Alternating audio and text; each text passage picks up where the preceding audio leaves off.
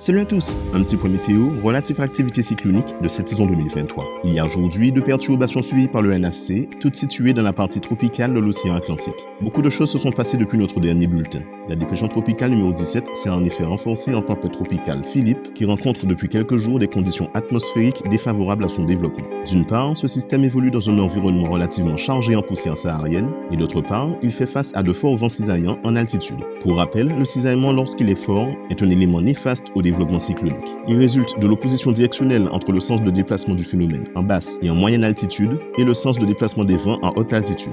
La combinaison de ces deux éléments a donc limité le renforcement de Philippe, qui selon le National Hurricane Center devrait continuer à s'affaiblir au fur et à mesure de son avancée vers l'ouest. Or, qui dit changement dans les prévisions d'intensité, dit répercussion sur les prévisions de trajectoire.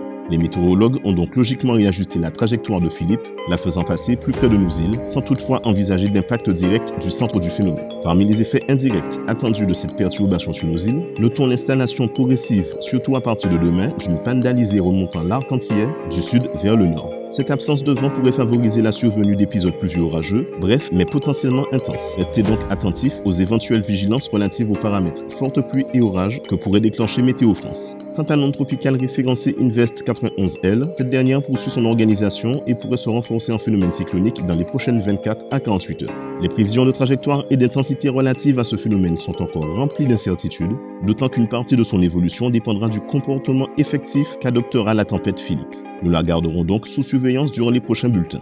En attendant, c'est tout pour aujourd'hui. Bonne soirée à vous, à bientôt.